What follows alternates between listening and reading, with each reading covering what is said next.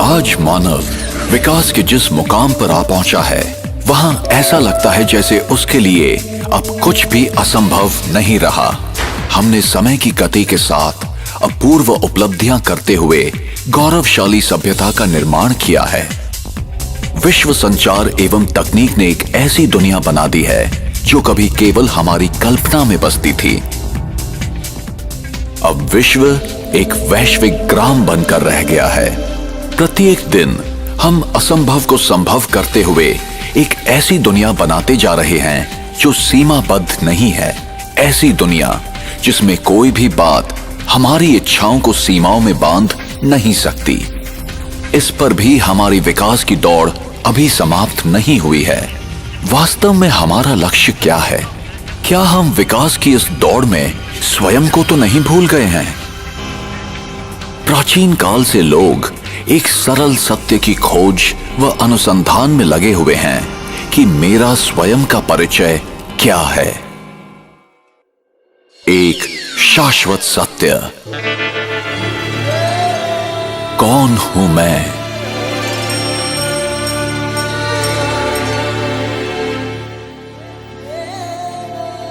हर एक मनुष्य में जानने की इच्छा स्वाभाविक और जन्मजात होती है। कोई तो अतीत को जानने के लिए इतिहास में रुचि ले रहा है, कोई विधि विधान संविधान का अध्ययन कर रहा है, तो कोई विज्ञान व तकनीक का। यह कितने आश्चर्य की बात है कि मनुष्य अनेक बातों को तो जानता है लेकिन स्वयं को नहीं जानता। कोई तो स्वयं को एक शरीर मानता है, तो कोई अपने आप को मन या फिर कोई मस्तिष्क मानता है। भले ही ये सब हमारी पहचान के विषय में कहा जाता है, फिर भी ये प्रश्न तो उठता ही है कि मैं आखिर कौन हूं? ऐसा लगता है कि इसका उत्तर बहुत जटिल है, लेकिन जब मैं कहता हूं मेरे पैर, मेरे हाथ और मेरा शरीर, तो इसका अर्थ क्या हुआ? क्या इसका सरल अर्थ ये नहीं कि मैं ये हाथ, पैर व शरीर नहीं हूं? तो ये कौन कह रहा है मेरा शरीर? वो मैं कौन है? वैज्ञानिक एवं डॉक्टर मन, बुद्धि, मस्तिष्क इत्यादि चीजों की चुनौतियों के विषय में असमंजस में हैं। यहां तक कि निकट मृत्यु की अनुभूतियां, देह के बाहर की अनुभूतियां, स्वप्न, पूर्व जन्म की स्मृतियां आदि भी तर्क संगत नहीं लगते। पुनः वही प्रश्न उठता है कि इन सबको बताने वाला एवं अनुभव करने वाला कौन है? कभी कभी हम ऐसे प्रतिभावान बच्चों को देखते हैं जिनमें असाधारण योग्यता अल्प आयु में ही प्राप्त होती है। क्या कभी हमने ऐसी अद्भुत घटना के विषय में सोचा है? अब प्रश्न है, क्या शरीर मस्तिष्क के साथ अपने आप में संपूर्ण है? शरीर के विभिन्न अंगों को कौन चलाता है? मस्तिष्क को समय अनुसार सही संकेत देने वाला कौन है? क्या शरीर विभिन्न कोशिकाओं का समूह मात्र है जिसमें जैविक क्रियाएं चलती रहती हैं? तंत्रिका प्रणाली का संचालन, हार्मोन्स को प्रभावित करना, रक्त संचालन, श्वसन क्रिया, पाचन क्रिया आदि के संकेत कौन भेजता है? मृत्यु पर्यंत शरीर की क्रिया प्रणालियों को सुचारू रूप से कौन चलाता है? जरा सोचें, संकल्प कहां से उत्पन्न होते हैं? देह के साथ उनके अंत व्यवहार कैसे होते हैं? क्या विचारों का मूल स्रोत मस्तिष्क है या मस्तिष्क का भी संचालन करने वाला कोई और है? क्या संकल्प भौतिक हैं या पराभौतिक?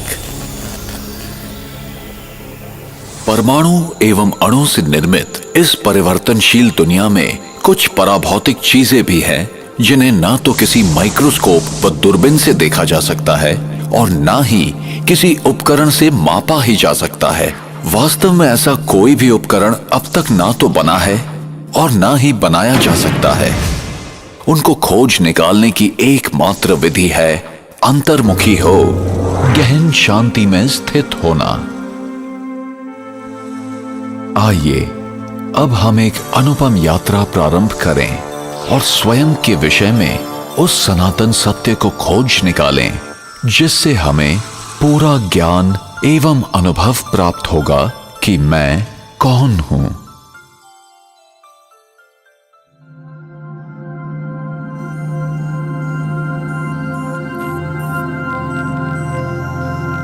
ये मैं नहीं हूं, मैं ये हूं। मैं एक आत्मा हूं, एक अति सूक्ष्म, अविभाज्य और अविनाशी चेतन दिव्य प्रकाश बिंदु रूप हूं, एक पराभौतिक सत्ता हूं। जब तक मैं आत्मा इस देह में हूं तब तक ये कहा जाता है कि देह जीवित है। जब मैं आत्मा देह से निकल जाती हूं तो शरीर शव हो जाता है। इस घटना को ही मृत्यु कहते हैं। किंतु फिर भी आत्मा तो अजर, अमर, अविनाशी है। वो सदैव जीवित है। आत्मा को ही प्राण कहते हैं। आत्मा ही प्राण ऊर्जा है। मैं आत्मा ही सोचती हूं, निर्णय करती हूं और देह द्वारा जाने अनजाने किए गए सभी कर्मों के लिए मैं ही जिम्मेदार हूं। मुझ आत्मा में ही सारे संस्कार समाहित हैं तथा मुझ में ही स्मृतियां भरी हैं। जी हां, मैं ही आत्मा हूं और आत्मा ही है जो मैं हूं। ये कहना उचित होगा कि मैं आत्मा इस शरीर का मालिक हूं, न कि तुम्हारी आत्मा मेरी आत्मा, क्योंकि आप आत्मा हो और जो आपका है वो शरीर है।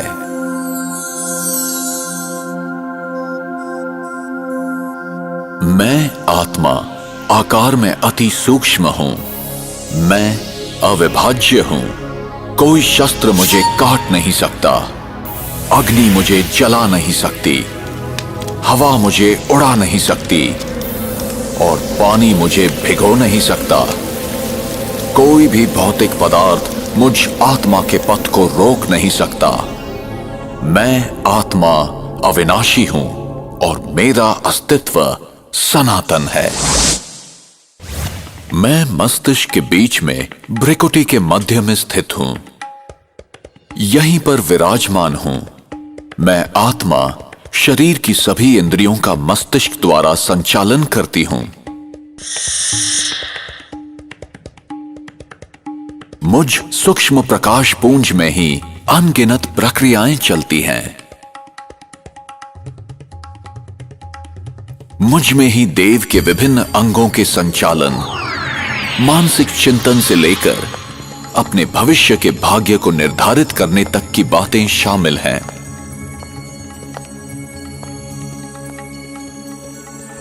मैं आत्मा स्वतः ही ये जानती हूं कि मेरे शरीर के लिए क्या ठीक है और क्या नहीं, लेकिन मैं ये भूल गई हूं कि उस ज्ञान को किस तरह प्राप्त करूं।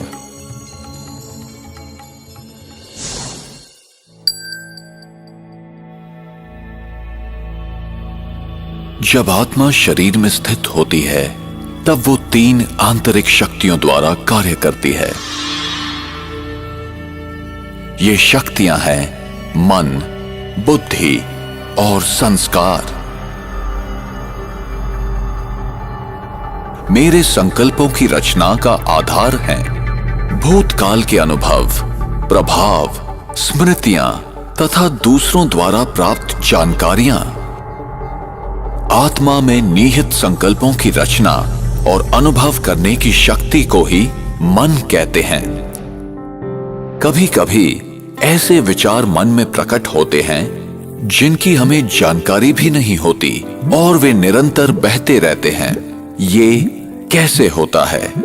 इसका कारण है अवचेतन मन में संचित पूर्व कर्मों की सुषुप्त स्मृतियां। मन में उठने वाले संकल्पों का स्वरूप कुछ भी हो सकता है, जैसे अच्छा या बुरा, समर्थ या व्यर्थ, सकारात्मक या नकारात्मक। संकल्प एक विचार भी हो सकता है। प्रायः संकल्प मुझे कुछ करने के लिए निर्देश देते हैं। मैं आत्मा निर्णय लेती हूं कि ये करना है या नहीं, अभी करना है या बाद में, ये अच्छा है या बुरा, आदि आदि। संकल्पों को निरीक्षण करने तथा निर्णय करने की आत्मा की इस क्षमता को ही कहा जाता है बुद्धि। निर्णय के आधार पर मैं आत्मा कर्म करती हूं।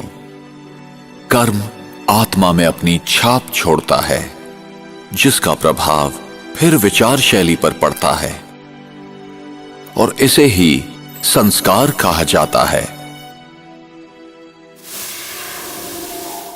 कुछ संस्कार हल्के, कई मध्यम या बहुत गहरे भी हो सकते हैं। बहुत गहरे संस्कार कर्म के रूप में प्रत्यक्ष होते हैं। ये कर्म आपकी चेतन, अर्धचेतन या अचेतन अवस्था में भी हो सकते हैं। ऐसे गहरे छाप स्वप्न के रूप में निकलते हैं।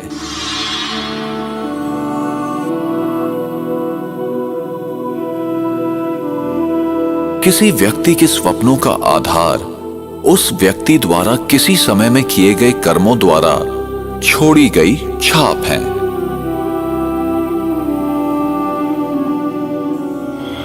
उदाहरण के लिए, कभी कोई व्यक्ति किसी दूसरे व्यक्ति को कुत्ते द्वारा काटते हुए देखता है या कुत्ते ने उसे ही कभी काटा हो।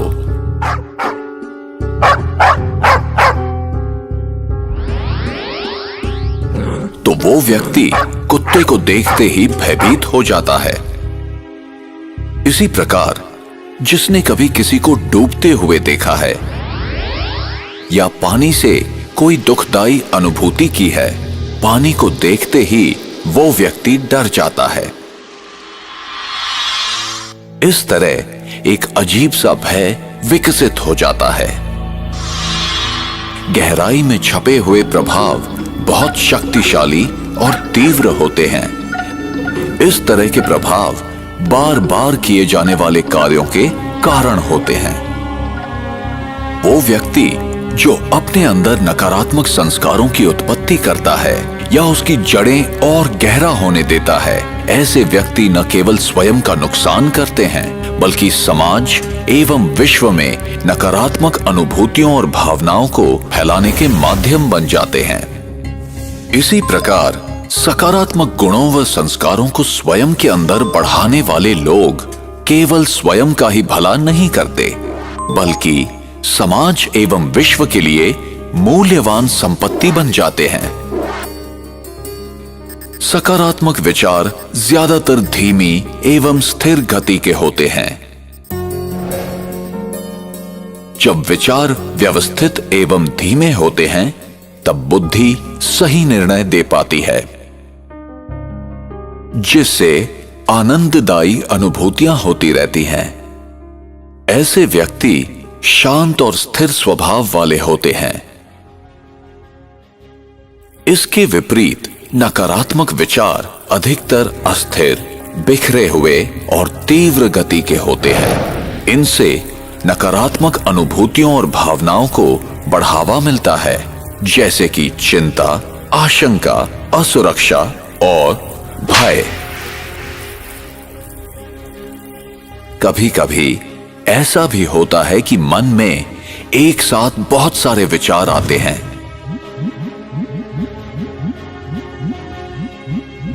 परिणाम स्वरूप बुद्धि सही निर्णय करने में सक्षम नहीं होती और व्यक्ति भ्रमित हो जाता है। इसी स्थिति को आम तौर पर तनाव कहा जाता है।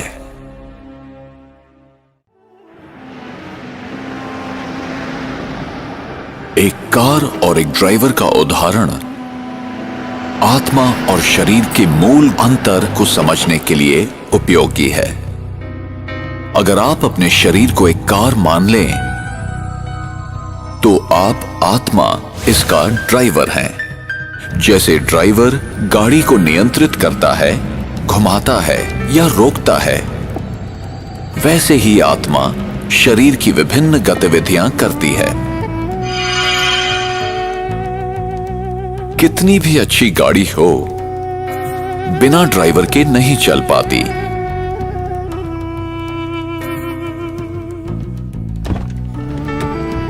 जैसे ड्राइवर गाड़ी को नियंत्रित करता है, ठीक वैसे ही आत्मा शरीर को नियंत्रित करती है। मैं ही वो हूं जो गले, मुंह और जुबान का उपयोग कर बोलती हूं। मेरे निर्देश पर ही खाने पीने की क्रियाएं चलती हैं। इसी तरह मैं आत्मा कानों द्वारा सुनकर आवाजों को ग्रहण करती हूं। अगर शरीर को कोई कुछ छू जाता है तो त्वचा द्वारा मैं ही महसूस करती हूं और मैं आत्मा आंखों द्वारा देखती हूं। प्रत्येक दृश्य या वस्तुओं को देखने वाली मैं आत्मा हूं। संक्षेप में मस्तिष्क सहित समस्त शरीर के अंगों का उपयोग आत्मा ही करती है। कभी कभी आत्मा भौतिक इंद्रियों के सहारे बिना भी कर्म कर सकती है। इस घटना को ESP यानी एक्स्ट्रा सेंसरी परसेप्शन अथवा छठी इंद्रिय भी कहते हैं।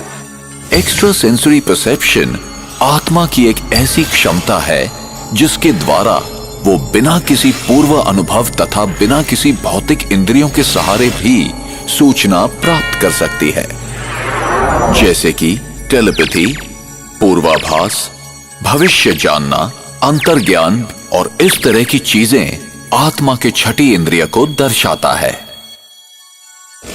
मैं आत्मा ही संकल्पों की रचना करती हूं जो पराभौतिक है।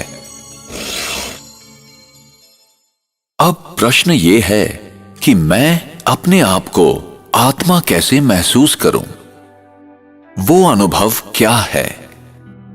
ये शब्दों में वर्णन नहीं किया जा सकता, क्योंकि इसे केवल शांत मनस्थिति में ध्यान योग के अभ्यास द्वारा ही अनुभव किया जा सकता है। फिर भी हम इस विचारधारा को समझने का प्रयास करेंगे। जरा सोचें कि एक बड़ा सा नकली मानवीय शरीर अपने सभी अंगों के साथ है।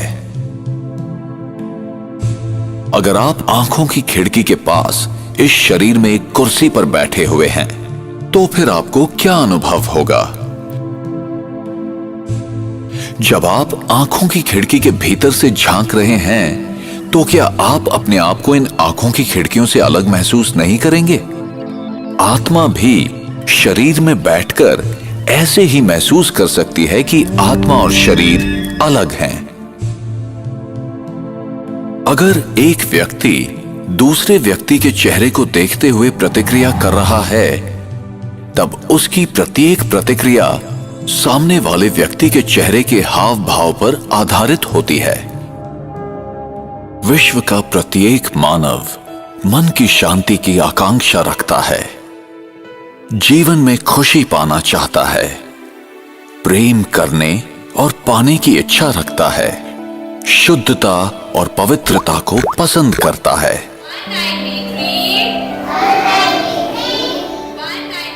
जन्म से ही हर कोई अपनी रुचि के क्षेत्र में मानसिक क्षमताओं की अभिवृद्धि करना चाहता है और अधिक से अधिक ज्ञान पाना चाहता है। एक अबोध बालक आत्मा के मूल गुणों का स्वरूप होता है। मेरे मूलभूत 7 गुण हैं: ज्ञान, प्रेम, शांति, सुख, पवित्रता, आनंद और शक्तियां।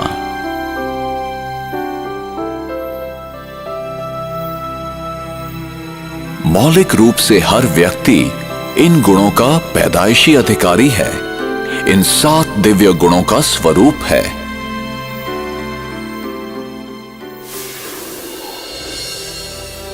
गलत मान्यताओं अथवा अज्ञानतावश या वातावरण और व्यक्तियों के प्रभाववश हम विपरीत दिशा की ओर मुड़ गए हैं,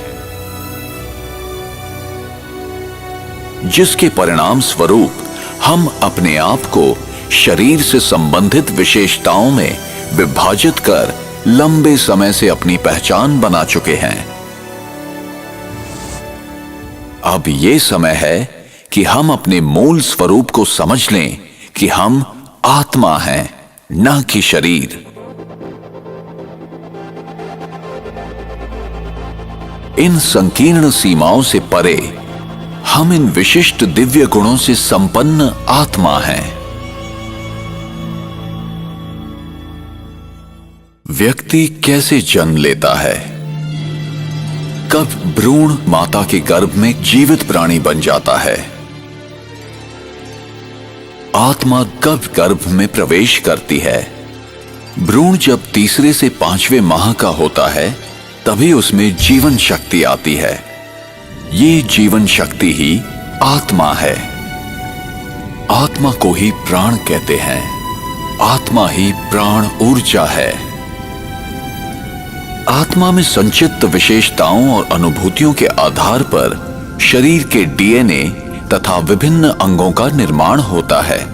उंगलियों के निशान तथा अंगों की बनावट भी आत्मा के कर्मों के प्रभावों के आधार पर होता है। दूसरे शब्दों में, मैं आत्मा ही अपने शरीर की बनावट का निर्धारण अपने विचारों, मनस्थिति और कर्मों के द्वारा करती हूं। सामान्यतः जब आत्मा नए शरीर में प्रवेश करती है, तो पिछले जन्म के अनुभव, स्मृतियां और घटनाओं को भूल जाती है।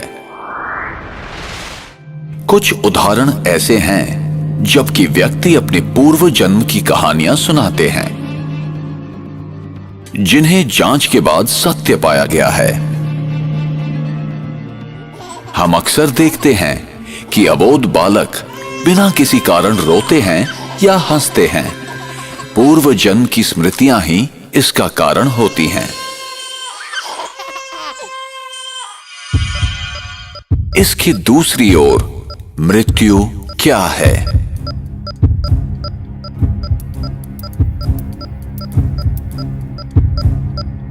और मृत्यु के बाद क्या होता है? एक जीवित व्यक्ति कैसे मृत शरीर के रूप में परिवर्तित हो जाता है? मृत्यु वो स्थिति है जब आत्मा शरीर छोड़ देती है।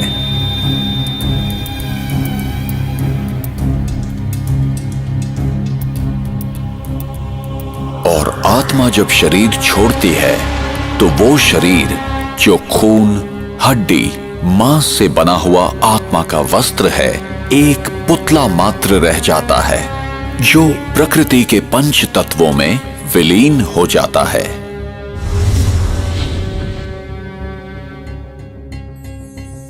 अपने पुराने शरीर को छोड़ आत्मा दूसरी माता के गर्भ में प्रवेश करती है। मनुष्य आत्मा पशु योनि में नहीं जाती। जैसे सेब के बीज से कभी संतरे का वृक्ष नहीं निकलता, वैसे ही मनुष्य आत्मा सदैव मनुष्य शरीर ही धारण करती है। आत्मा जब भी किसी नए शरीर को धारण करती है तो वो अपने नए मित्र संबंधी और अपनी एक नई पहचान बनाती है। जैसे कोई नाटक में कलाकार अपने अनुरूप वस्त्र पहनकर एक निर्धारित समय में अपना अभिनय करता है, ठीक उसी प्रकार इस विश्व रंगमंच पर आत्मा भी एक कलाकार की तरह अपने निर्धारित समय पर अभिनय करती है। और जब शरीर अधिक उम्र, बीमारी या किसी घातक चोट के कारण बेकार हो जाता है, तब आत्मा शरीर को त्याग देती है और जन्म उपरांत जन्म लेती जाती है। इसी प्रकार जीवन एवं मृत्यु का ये अविनाशी चक्र इस संसार में चलता रहता है। विश्व नाटक अथवा विश्व इतिहास और कुछ नहीं बल्कि सभी आत्माओं का एकत्रित खेल है। आत्मा परम धाम में तब तक इंतजार करती है जब तक कि परिस्थिति उसके विश्व नाटक में प्रवेश करने के अनुकूल ना हो। एक बार आत्मा यहां आ जाती है तो उसे तब तक यहीं रहना पड़ता है जब तक कि सभी आत्माएं इस विश्व नाटक मंच पर न आ जाएं।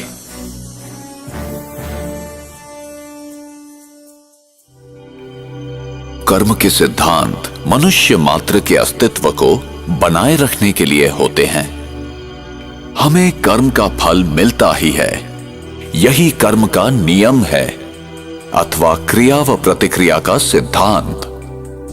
ये कैसे निर्धारित होता है कि कौन सी आत्मा किस गर्भ में और विश्व के किस कोने में जन्म लेगी, नर या नारी, किस रूप में? ऐसे अनेक प्रश्न हमें विवश करते हैं सही उत्तर की खोज के लिए। हम यहां क्यों हैं? मैंने यहां जन्म लिया और उसने वहां क्यों? मैं इस प्रकार का हूं और वो उस प्रकार का क्यों है? ये चीजें इस प्रकार क्यों हैं? क्या कोई ऐसा लिख देता है कि इसे ऐसा ही होना चाहिए?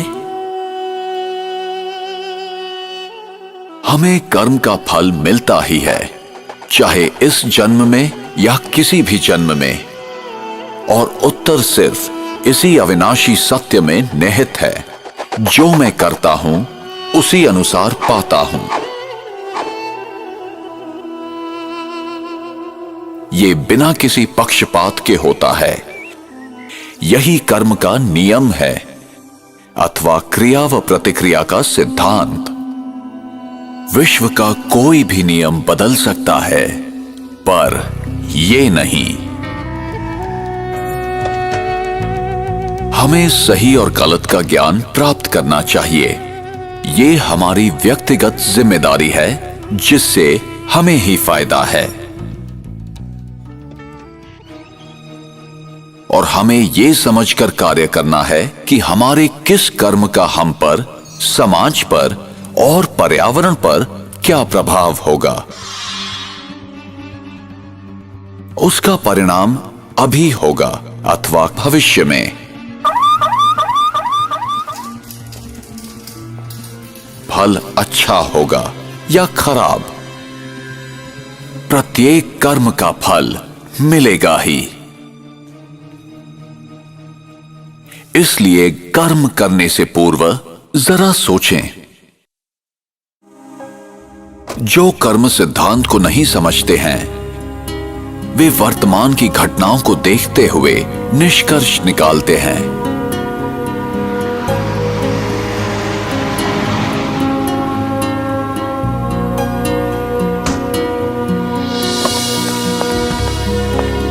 वे नहीं जानते कि भविष्य में क्या होने वाला है।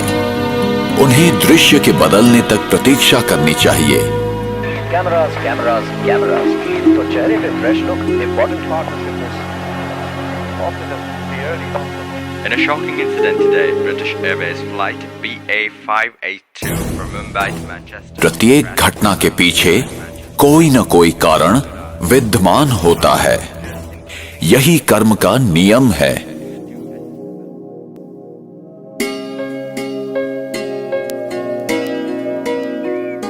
मेरा भविष्य इस समय किए कर्मों पर निर्भर है।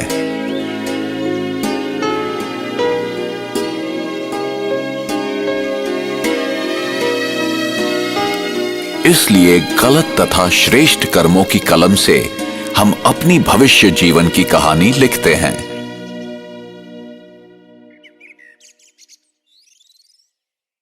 आप जो बोते हैं वही पाते हैं। प्रकृति कितनी अद्भुत है। इस संसार में करोड़ों व्यक्ति हैं, फिर भी प्रत्येक की उंगलियों के निशान अलग हैं। कोई भी दो डीएनए एक जैसे नहीं हैं। हम देखते हैं कि कोई भी दो व्यक्ति एक जैसे नहीं हैं। ये ऐसा इसलिए है कि कोई भी दो आत्माएं एक जैसी नहीं हैं। उनमें सिर्फ इतनी ही समानता है कि दोनों एक अविनाशी ज्योति बिंदु हैं। हम प्रत्येक व्यक्ति के व्यवहार में, तौर तरीके में, सोच में, रहन सहन में अंतर देखते हैं। संक्षेप में प्रत्येक आत्मा का व्यक्तित्व भिन्न है। इसलिए मैं अपने आप में विशिष्ट हूं। मैं किसी से कम नहीं हूं या किसी से बड़ा नहीं हूं। जब मैं महसूस करता हूं कि मैं संसार में अद्वितीय हूं, मैं यहां अपना एक विशेष किरदार निभाने और जिम्मेदारी पूर्ण करने आया हूं, तो मैं अपना भविष्य गढ़ सकता हूं।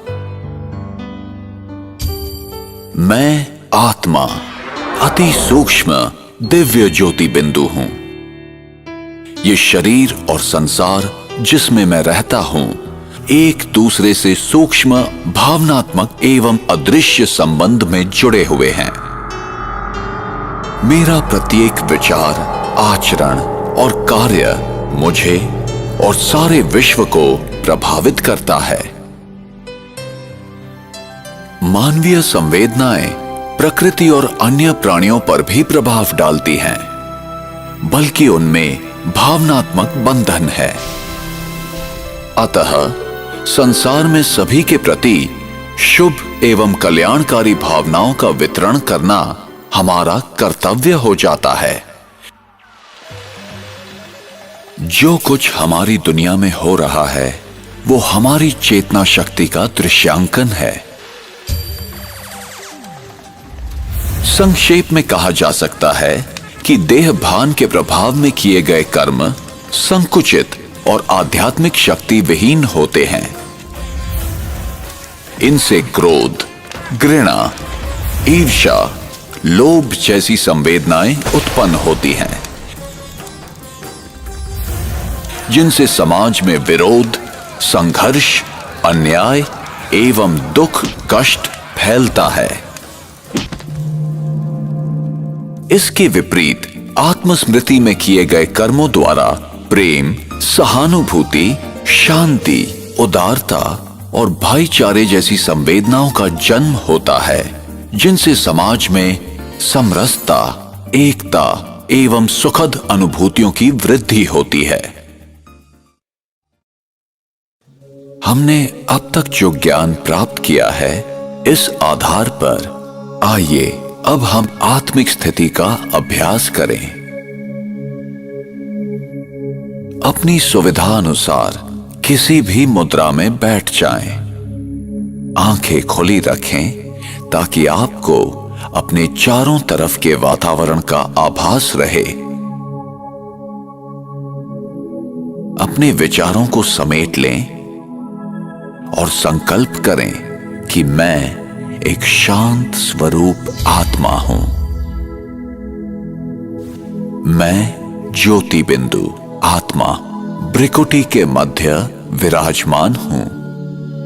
मैं आंखों द्वारा देखती, कानों द्वारा सुनती, नाक द्वारा सूंघती तथा श्वास लेती, मुख द्वारा बोलती और त्वचा द्वारा महसूस करती हूं। मैं शरीर की मालिक हूं। मैं अपने शरीर से अलग हूं। मैं अपने विचारों की रचता तथा शासक हूं। मैं स्वयं के संकल्पों की जिम्मेवार हूं। मैं आत्मा ही हूं जो निर्णय लेती हूं। मैं अपने कर्मों के लिए जिम्मेदार हूं। मैं सचेत रहकर कर्म करने वाली हूं। मैं अपने जीवन को नियंत्रित कर सकती हूं। कदम कदम पर अनुभव करें अपने आप को देखने और समझने की कि मैं आत्मा हूं और दूसरे भी। तो मैं अपने आप को अपने निजी गुणों, विशेषताओं और सकारात्मक शक्तियों के साथ अनुभव कर सकती हूं। मैं कौन हूं और मेरा आंतरिक स्वभाव क्या है, इसकी सही जानकारी मेरे दृष्टिकोण को दूसरों के प्रति बदलता है तथा दूसरों के प्रति अच्छे संबंध बनाने में हमारी मदद करता है और मुझे अपने आप को जानने की समझ मिलती है। जब मेरा प्रत्येक कार्य और व्यवहार आत्मिक स्थिति में होता है, तब मैं अपनी वास्तविक स्वरूप के अति समीप होती हूं। यही आत्मिक स्थिति है। इसी स्थिति में मैं अपने जीवन के लक्ष्य और उद्देश्य को प्राप्त करती हूं। इसलिए अपने आप को आत्मा समझें। अपने जीवन को आध्यात्मिक दृष्टिकोण से जिएं और सबके प्रति सकारात्मक वृत्ति रखें, जिससे हमारा जीवन और हमारा समाज शांति, पवित्रता, खुशी और प्यार के प्रकाश से जगमगा उठे।